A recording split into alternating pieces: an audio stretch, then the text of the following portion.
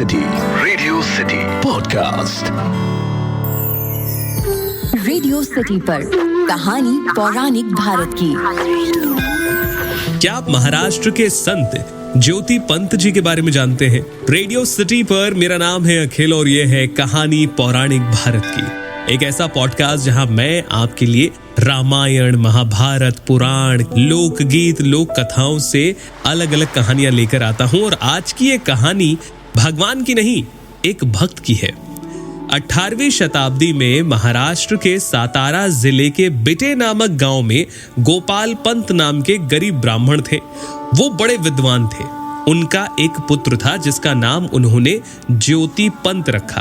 पिता ने बहुत प्रयत्न किया, बहुत समझाया, मारा पीटा, पर 20 वर्ष की अवस्था तक ज्योति पंत को राम नाम लेना छोड़कर कोई और विद्या आई ही नहीं। कोई मंत्र नहीं बोल सकते थे।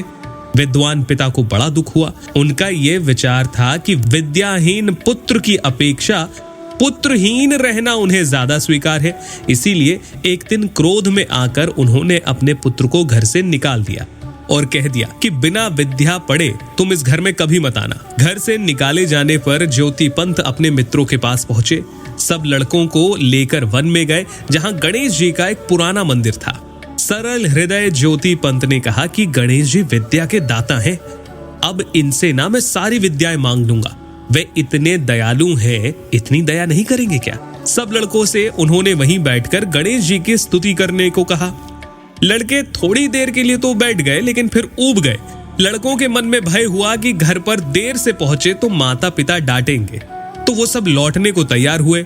तब ज्योति पंत ने कहा, भाई तुम लोग भी अगर यहाँ रहते तो तुम्हारा बड़ा लाभ होता। मैं तो जब तक गणेश जी के दर्शन नहीं कर लूंगा यहाँ से जाऊंगा नहीं। तुम लोगों को जाना ही है तो चले जाओ, लेकिन मंदिर का दरवाजा बंद करके उसे चूना मिट्टी इत्यादि से लीप दो, ताकि कोई बाहर का आदमी मुझे देख ना ले। गांव में मेरे विषय में किसी से कुछ मत कहना। लड़कों ने समझा कि ज्योति पंत का ये कोई खेल है, इसीलिए वो उसी प्रकार जैसा ज्योति पंत जी ने कहा था किया और मंदिर छोड़कर चले गए। दूसरी तरफ ज्योति पंत की जो माता जी थी, उन्हें बड़ा दुख हुआ। उन्हें लगा कि मेरे पुत्र को पतिदेव ने घर से निकाल दिया है, अब क्या होगा? लड़का कैसा होगा? कुछ खाया पिया है कि नहीं है? किस दशा में है? ये सब सोचकर वो बहुत रोने लगी। क्रोध उतर जाने पर गोपाल पंत जी को भी बड़ा पश्चाताप हुआ। वे पुत्र को खोजने के लिए निकले और जब ज्योति पंत का कोई पता न चला तब माता पिता थक हार कर घर पर आ गए। रात दिन पुत्र वियोग में रोते रहे।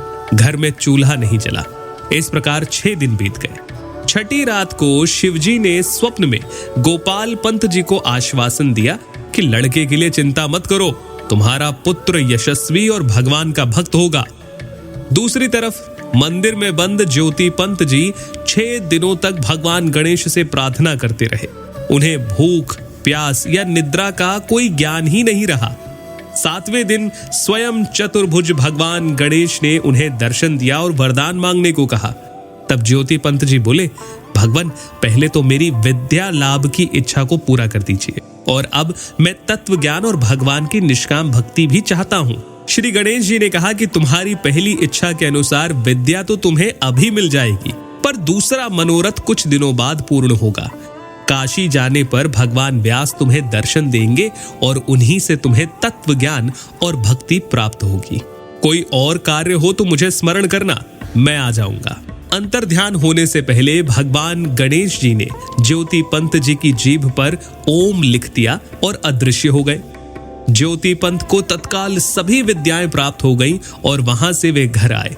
माता पिता और दूसरे लोगों ने सहसा उन्हें विद्वान हुआ देखकर उनकी बातों का विश्वास किया, और जो लड़के लौट कर आए थे ज्योति पंत जी को छोड़कर, वो पछताने लगे। तो ये थी महाराष्ट्र के एक संत ज्योति पंत जी की कहानी। अगर आप कहानी पौराणिक भारत की के पॉडकास्ट में इस तरह की कहानियां भी सुनना चाहते हैं तो हमें ईमेल लिखिए podcast@myradiocity.com पर, या फिर RJ अखिल के नाम से मैं इंस्टाग्राम पर हूं, मुझे जरूर बताइएगा।